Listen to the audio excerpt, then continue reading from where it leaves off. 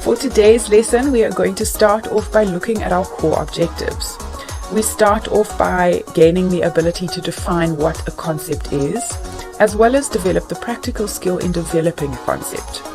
We grasp the skill in how to relate a concept to our projects, as well as describe why defining our concept is important and who it is important to. But before we get started, let's have a little look at a quote by Paul Rand. To design is much more than simply to assemble, to order, or even to edit. It is to add value and meaning, to illuminate, to simplify, to clarify, to modify, to dignify, to dramatize, to persuade, and perhaps even to amuse. To design is to transform prose into poetry. A fantastic quote to get us started for today's lesson. In this lesson, we get very practical again as we dive into the concept of our projects. We unravel what concept means in the design project and look at how to develop our very own concepts in an example.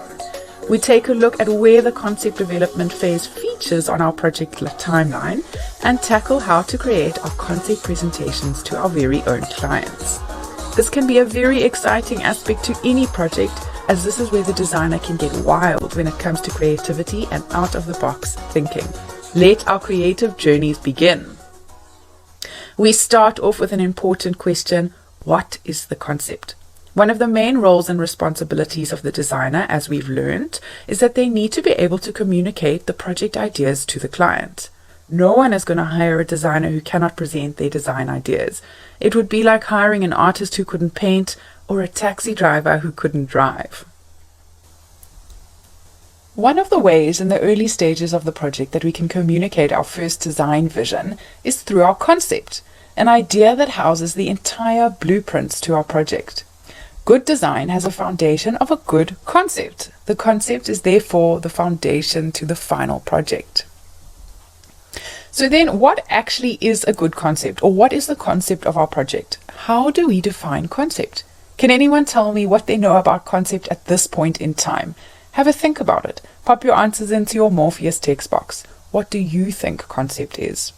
Let's see if you're right. The definition of a concept is an abstract or general idea inferred or derived from specific instances. So, in essence, the concept is an idea behind the design. It's how you plan on solving the design problem in front of you. It's the underlying logic, thinking, and development for how your design projects will end up. Your design concept then becomes the framework to all of the design decisions. So, how do we explain concept? The concept of our project is a grouping together of various elements that make up the design. It's the process of investigating and analyzing in order to create the best possible design outcome. The concept is about looking further than the aesthetics of a project, looking further than the color and the finishes, and really understanding how the space needs to function and the message that the space needs to bring about. So, for example, when we speak about grouping together various aspects, it's about taking all the relevant detail of the project, such as the structure, aesthetics, the restraint, the environment around the building or project, the finishes, and the structural detail, and working this all into your project. When we speak about the concept, it's a process of investigation and analysis. We speak about researching the functions, restrictions, the structure, and any detail that we have, ensuring that we've recorded as much detail as possible. When we speak about looking further than the color and finishes, it's about taking the detail and research as far as you possibly can to incorporate every single aspect in your thought process. So not only what the color of the walls and floors are going to be, it could be as far as looking at the natural light coming into the space, how we're going to ventilate the space, what materials are going to allow us to allocate the best ventilation as possible. So as you can see, we really need to look as deep as we possibly can. Let's try a little exercise. Have a look at the seashell on your screen and let's analyze it. We are going to extract the concept from the seashell. What makes the seashell interesting and function correctly? Look at the shape and the way that the seashell has been positioned.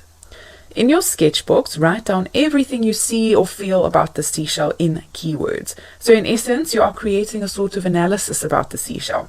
List all the facts and feelings associated to the seashell. Give it a go.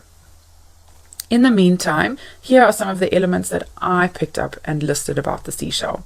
Firstly, it's got a lot of incredible detail and pattern on the exterior of the shell, as well as I noticed the creasing and the ribbing that make up the shell.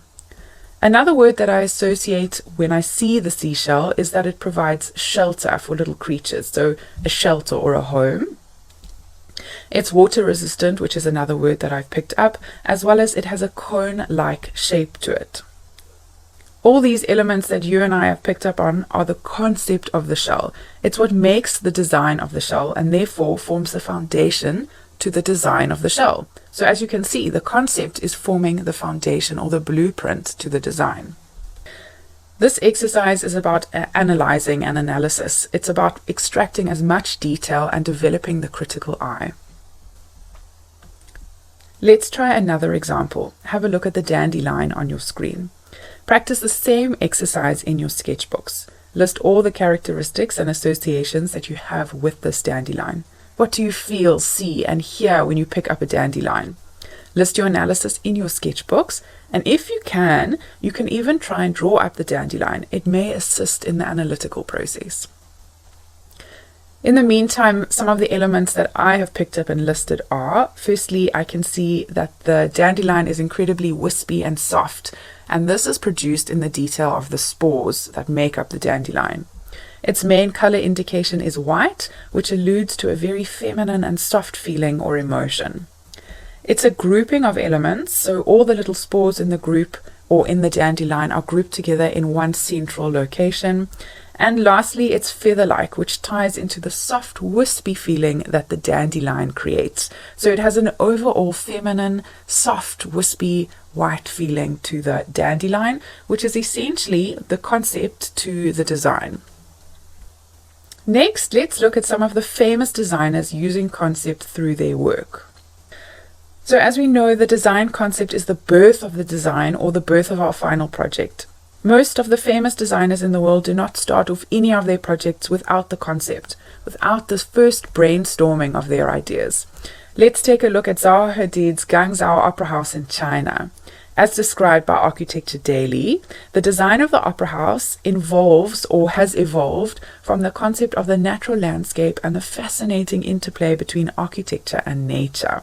The Guangzhou Opera House was particularly influenced by river valleys and the way in which the valley was transformed by erosion. These visual details form a part of the final design of the opera house. This is an image of the concept sketches that Zaha Hadid started out when designing and brainstorming this amazing building. She used sketches to record all the detail that she wanted to include in the final project. She is noting preliminary ideas that are going to make up and build towards her final design.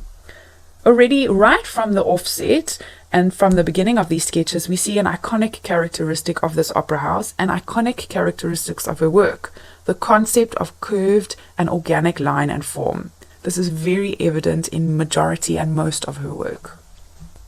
This is another one of Zaha Hadid's concept sketches. Remember, in the beginning, Hadid's designs did not make it further than the presentation phase of design. Hadid became known as the paper architect, meaning that her designs were too avant-garde to move beyond the concept stage or the sketch phase of the design process. But this did not stop her. The more she developed her concepts and worked through her sketches, the better she became and the easier it made for them to become reality or to become created in reality. When we speak about generating concepts, there are a few ideas that we can look for in our concept creation. So there are three main aspects to or grouping to concept development. The first one we look at is our social concept. The second one is our aesthetic concept, and the third one is a psychological concept. There is a fourth concept, which is essentially just a mixed concept, which means that you've mixed your social, your aesthetic, and your psychological concept in any particular order or form. Let's take a little closer look at each concept. So firstly, we have our social concept. The social concept is a concept of social interaction and connection. It links your ideas to the proposed process or to the concept that you have around the social process and interaction. Let's take a look at this beehive as an example of a social concept or social concept development. So when investigating a concept, it's important to understand the whole process function around that concept. So when we talk about the beehive, one of the primary functions is it stores food. Other functions of the beehive is to provide housing for the bees. It also facilitates in the creation of honey and also allows the bees to pollinate the crops around them. So in this beehive, you'll notice interesting shapes and forms that the hive creates. You'll also notice the hexagonal shape actually creates little openings for the hive where the honey is stored. The hive is built around function that needs to take place within the hive, as well as how the bee colony functions and interacts within each hive. The main function of this hive is to facilitate social behavior of the bees, making their processes easier. So how do we apply this specific concept to our designs? Well, we do this by mimicking the process flow and setup of the hive into our design. This then becomes the inspiration and concept to our design projects or our designs. It's a plan of how we want our final project to end up. So it's a social concept plan of our final projects. The next concept type that we can have a look at is our aesthetic concept. This is possibly the most common concept type that designers use when creating their projects. This form of concept development is taking beauty, color, and pattern, as well as texture, shape, line, and form, so essentially your aesthetics, taking that of a shape or object and creating that as your theme and inspiration to the concept or theme and inspiration to your projects. The concept of this shape is then implemented into your projects, similar to the example that we looked at of the Opera House by Zaha Hadid. The shape of the natural landscape and the hills and the valley are used in her concept as inspiration. So she's taken the line, form, and shape of natural beauty and mimicked that into her design concept. Similar to the way that we would use the shell. So we would take the beauty of the shell, so the patterns, the shape, the texture, etc., and use that in our final design concept. For example, this is an interior that we can see the designer was inspired by organic form and line, which follows the base and concept to their design. The concept could have related to clay or rock, which we can see has been translated or mimicked in the specific design. The lines of the shape are emphasized in the design. The concept can be brought into anywhere in your design as long as there's some sort of harmony and unity. So as you can see in this example, the concept has not only been brought into the line and shape of the table and the walls, but it's also been brought into the artwork. We can also go as far as saying that the concept has been brought into the use of natural color or neutral color into the space. So the gray and neutral tones of the rock and clay are evident in the final image or the final project. Have a look at this image of a partition screen. The concept is clear here. Well, it's at least clear to me. Can you guys see or advise what concept or inspiration has been used to create these screens? Where do you think the designer found inspiration to create these partition screens? Obviously, this is based on speculation, but a great concept is an evident concept. But a great concept is also a subtle concept. Pop your answers into your Morpheus text box if you can tell me where you think the designer has derived or brought in the inspiration for this screen from. So the concept that I believe the designer used here is the fan leaf. This is evident through the similar shape, line, and form that the leaf and the partition have. So essentially the leaf has been mimicked into the design. They both fan out from the same area or from the same central location, and they both have very similar indentations throughout the partition and throughout the leaf. The next concept that we have and that we're going to look at today is your psychological concept. Yes, and it's all in the name. This concept is all about the psychological effects that form a part of the influence of the foundation of the concept of a space. This is another particularly popular concept as we investigate the psychological values of a space and therefore impact the way people interact and function within each space. This concept is a focus on specific shape or form and the psychological characteristics that link them. Then we take those characteristics and mimic them or replicate them into our design. So let's look at another example of your psychological concept. We'll take an example of a square. Remember back to our lesson where we looked at the impact of shape and line within a space. Each line and form had a psychological impact. So for example, our curved lines can create a sense of casualness, whereas your square or rigid lines can create a sense of formality or a formal environment. So if we're incorporating the psychological properties of a square or rectangle in our concept, so as you can see in this example, which they've done, essentially we are creating a space that has a psychological sense of what? Can any of you guess what psychological values a square has? Pop your answers into your Morpheus text box. So our psychological concepts relating to a square are formality, discipline, strength, courage, security, and reliability. This is because these are the psychological concepts to a square or rectangle. Can you see how this is achieved in the store on your screen? Can you see how these psychological concepts have been brought into the space? They have used the square or the form of line, so we see formality and order, which is most likely what the designer was trying to achieve in this specific design. And lastly, but not least, as you know, we have our mixed concept. This concept essentially means having a mix between your social, aesthetic, or psychological concepts. So if we looked at a social and aesthetic concept mix, we would take aspects of the social behaviors of maybe the bee and the beehive and mix them with the aesthetic concepts of our seashell. So maybe looking at the entrance and exit and process flow of the beehive, and then taking the pattern and the shape and the form of our aesthetic concept and implementing that into our design. So just as a quick example, we may use very detailed and patterned wallpaper in our interiors, and that would be drawing from our seashell. And then the process flow, so how the bee interacts with the space, might be implemented in how we act within our design space. So how do you develop a concept? Now that we know that a concept is the foundation to our project and our ideas and our project processes, we need to look at how to understand or how to develop a concept for your project and what makes the process and flow viable. This takes us in how to develop your concept. Can anyone tell me where in our design timeline the concept development phase sits? So remember, we've got phases 1 to 6. We know that phase 1 is obtaining our brief, and phase 6 is our project handover phase. So based on that information, where do you think the concept development phase falls? Pop your answers into your Morpheus text box.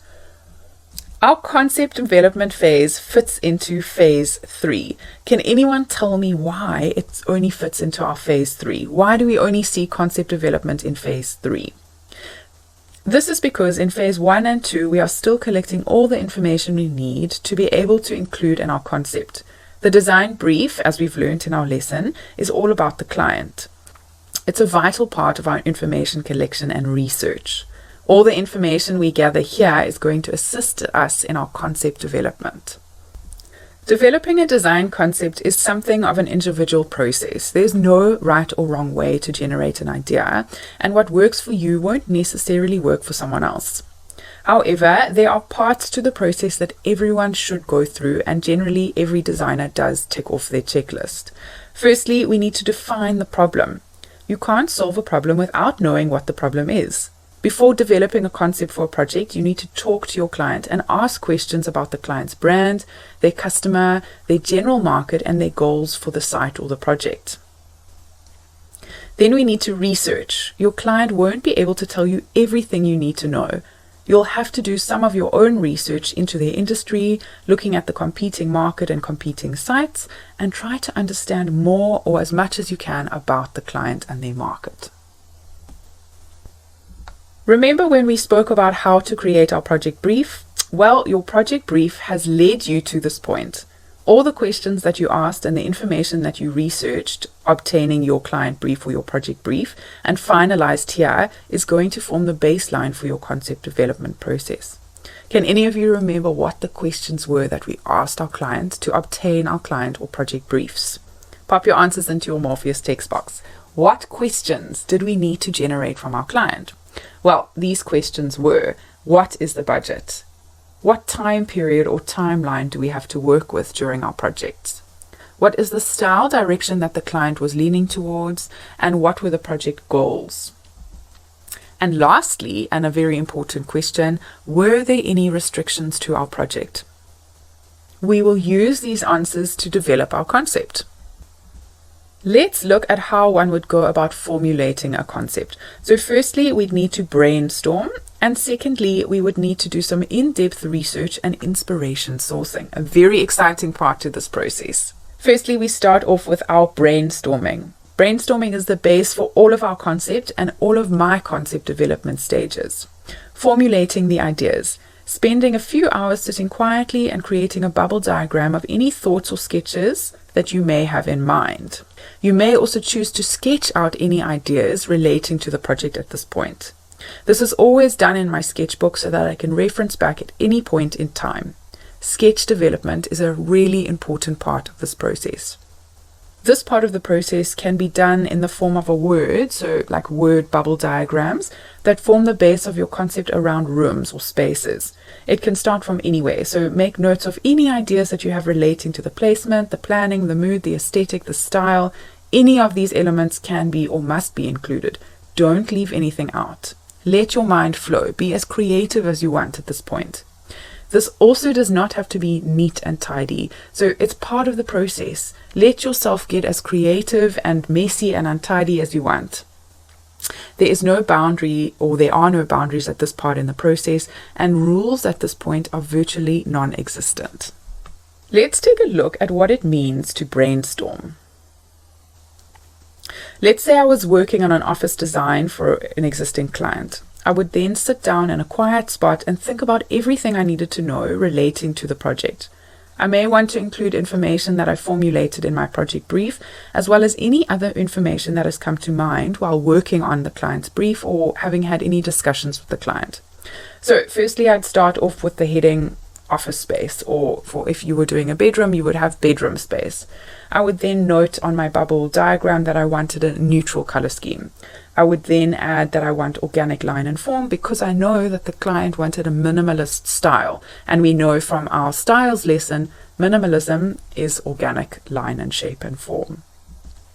I would then also indicate that I wanted to add texture and bring texture through fabric and finishes. These are just my ideas. Obviously, you would have your own ideas relating to the space. I may also want to sketch some of these ideas out, as you can see in the right-hand corner of your screen.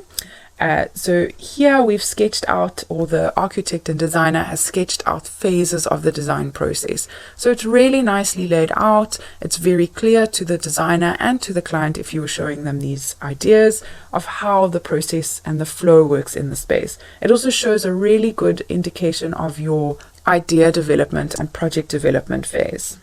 These diagrams and brainstorming exercises can be as detailed as you want them to be. The more detail, the better.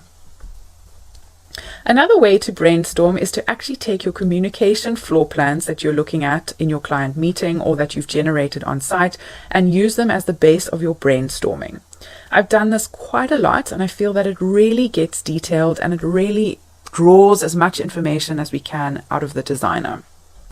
This simply means to take a hand sketch of a space and bubble diagram, as we did before, around your plan. This is to achieve and formulate ideas, as I've done on your screen.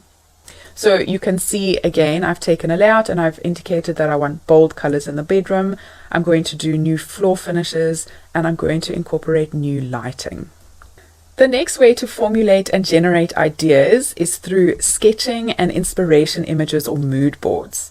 You may find that browsing the internet and magazines brings about inspiration for your project.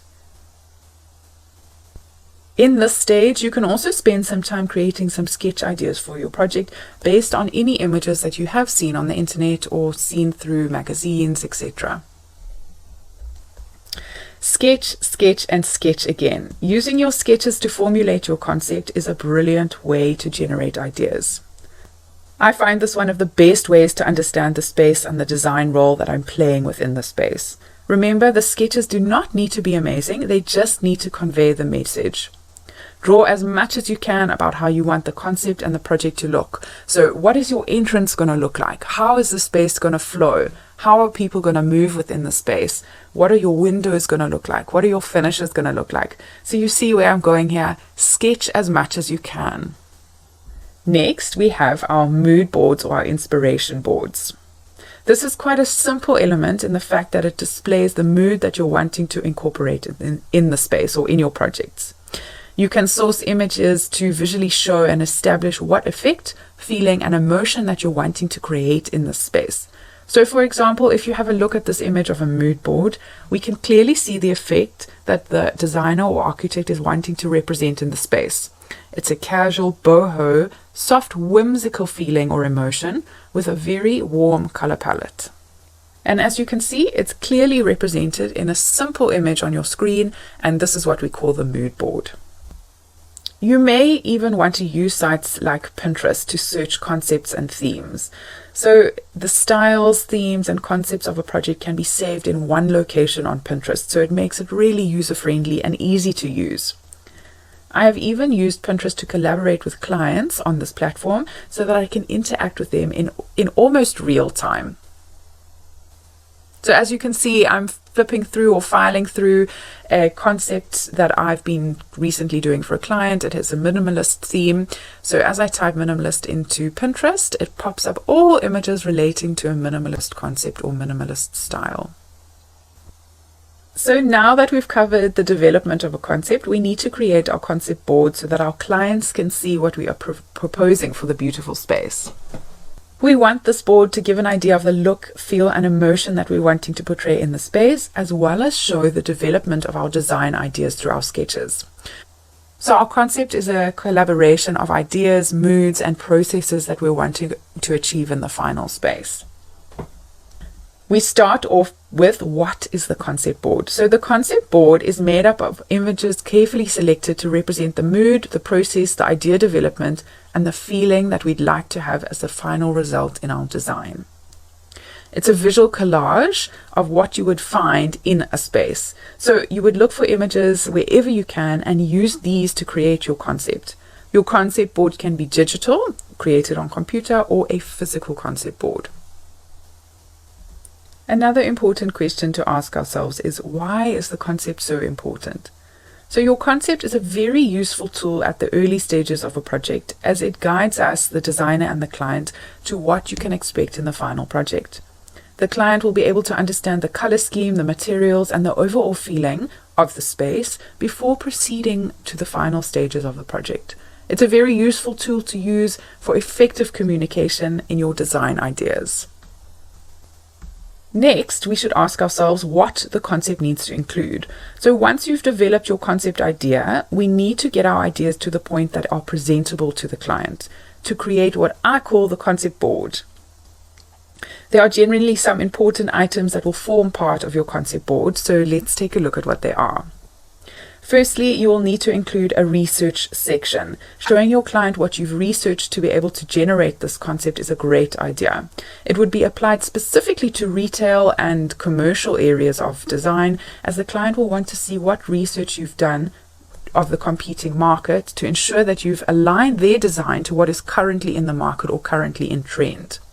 You could also include your bubble diagram here showing your thought processes. So any developmental ideas are great at this point.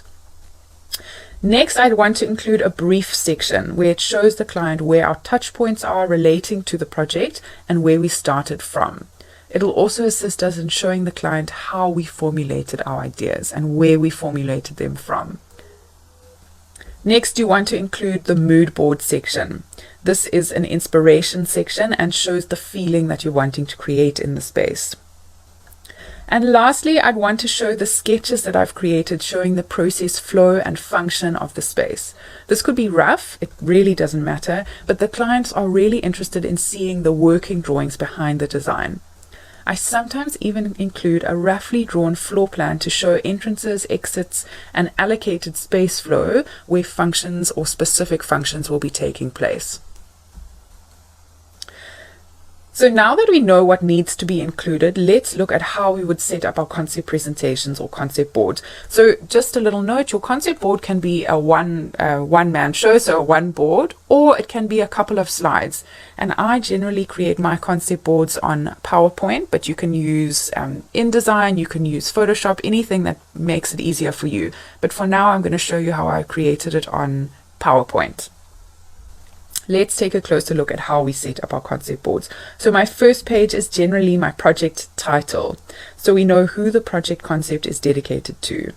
Add your title here saying concept development so that the client isn't confused about what we are presenting. So concept development is a really important heading here so that the client doesn't think that we can build from these drawings or from this presentation. At this point, I would also add the date, as it's really important when it comes to tracking the project timeline. We know exactly when the project document was issued to the client. My next page, I would indicate a contents page. This is to indicate to your client where we're going in the project process and what we're looking at in what order. It's also a good idea to highlight any discussion points for later. So maybe the client is concerned about the research section. They know exactly where it is in the project presentation phase, and it also speeds up your meeting. The next section I would add is my briefing section, another very important section to add in your project concept presentation. So let's look at an example. If we're jumping back to Sophia's project from our lesson 2 of our module 2, her brief was the following. We had her objectives, which were to create a new refurbished office space. She wanted new finishes where possible within the budget. We needed to accommodate 2 to 3 people to work within the space. And she needed a common kitchen area, as well as she gave us insight into her style, which needed to be a minimalist contemporary style. So all of that I would include in this section. Part of our brief was also the project scope. So our project scope for that project was to remove existing flooring and replace with new, and to supply and install new partition drywalling where required, as well as relook at the electrical allocations in the space. The next part of our project brief was our timeline, and as per our brief from our lesson 2, we had 6 weeks to complete this project.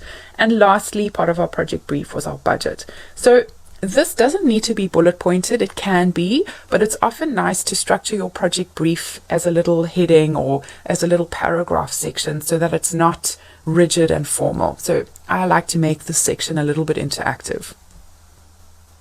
The next section is your research section. This is where you add any research relating to the project. This could be in the form of sketches and images, or word diagrams, bubble diagrams, whatever floats your boat or whatever makes you feel comfortable. Research about the style, the layout, and the position of the project. You may even use this area to show an investigation on any restrictions that you've come across during your research phase. In our instance, I'm going to show research about the style that I've conducted, about the contemporary minimalist style. A handy tip at this point, this document is something that you're going to be presenting to your client. So make sure that it's neat and tidy and something that is going to impress your client. So what you would do is you would take your hand sketches from your previous research section, neaten them up slightly. I would scan them in onto my computer, so that could be either done through a printing machine or a little scanning app that you can download onto your cell phone. Scan them in, position them nicely in your research section of your presentation, and then lay them out neatly. That's all it is. Just lay them out neatly onto your page. The next section is your mood board section. You can use a mood board that you created during your concept development. Here I would create mood boards based on the scheme of the project. So remember, it's important to convey the message, the feeling, and the mood that you're wanting to achieve in the space. This board you will also use to help your client buy into the idea that you're proposing. So use as many images as you feel best gets the message across. If you're unsure about what a mood board is, don't worry. We are going to be covering everything you need to know about mood boards in your next lesson. But for now, this is just a basic idea of what you can see as a mood board. So as you can see in this image, we get a really good idea of the light that's going to be used in the space. We get a good idea of some of the materials that we're proposing to the client. And we get a really nice warm feeling, which is exactly what I'd want to propose for Sophia's office.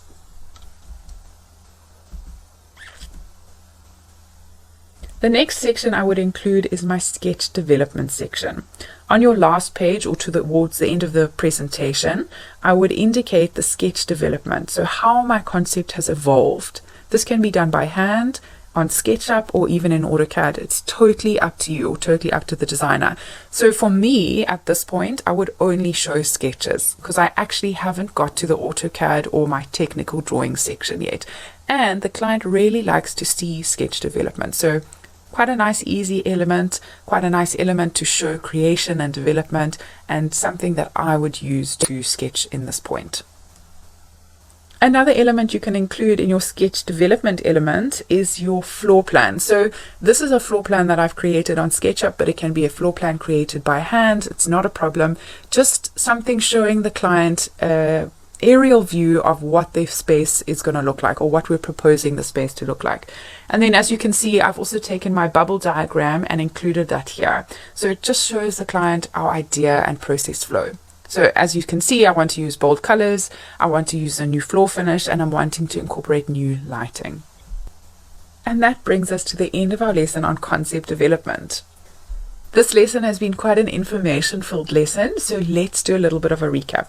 So in this lesson, we generated the ability to define a concept. So all of you by now should understand what the concept of a project is. We then developed practical skill in creating the concept. So we looked at what a concept was, we looked at how to generate a concept and how to develop our very own concept through our social, psychological, and aesthetic concept sectors. We then generated the skill to relate a concept to our projects. So how do we take the seashell concept and relate that into our project? And lastly, we describe why defining our concept was important, not only to the client, but to the designer as well. It was the blueprint and the final plans to our final project. And as you know, that brings us to our challenge. And our challenge for today's lesson is quite challenging, as we are going to start developing our own concept. So I'm going to encourage you to find an item in nature that inspires you and use this conceptual information to create the concept for your office space for Sophia. Extract the conceptual information from the item that you've chosen. So for example, like we did with the seashell, extract all the characteristics that you find about that object and list them, write them all down. You can use this conceptual information that you've extracted from this item or object to create and define the concept that you are going to create. Tell us if it's a social concept, an aesthetic, or a psychological concept that you are going to be using in your design. You are then going to create the concept for the office space for Sophia's concept. You're going to use the information that we've provided as well as your concept that you've extracted and incorporated into Sophia's office space. So the office space is 53 square meters, as we know. It's a box shape, so I'll provide you the template of the office space in your summary notes, and you can use this to sketch out any concept ideas that you've got. Don't forget that Sophia's office brief included a contemporary and minimalist design style, so your concept needs to incorporate and reflect this. So let's just quickly have a look at this. What I'm asking you to do is find an object in nature. So for instance, let's take a flower. Say you chose a flower as your concept. Extract all the relevant information that you associate with that flower. So maybe it's the fact that it's got petals. Maybe you indicate something about the color. It might be a pink flower. It might have very soft petals. It might have very rigid petals. Look at the lines and the shape of the flower. Extract all that information out onto your sketchbook. So note all of those comments in your sketchbook. Take those characteristics of that flower and apply that to your concept. So you're essentially going to create the concept of the flower into Sophia's office space. So you might say, this concept is an aesthetic concept. We'll take the aesthetic values of the flower and incorporate that into the office. So maybe we do a floral wallpaper. Maybe we take the pink color of the flower and incorporate that into our furniture. Maybe we've looked at a social concept or a psychological concept. So does the flower have organic line? Yes, it does. So that is a casual feeling that we're going to incorporate from that concept into our space. So once you've done that, you can make all of your detailed notations, your bubble diagrams, your sketch layouts, your sketching ideas in your sketchbook, and try and photograph them and put them into some sort of presentation format like I've showed you in this lesson. So scan the sketches into your computer by using a little scanning app from your cell phone. You can download Scanner, scan it in from your sketchbooks, add it to your computer. You can use PowerPoint to create your presentations, or you can create a simple collage on your cell phone using any kind of photographic app or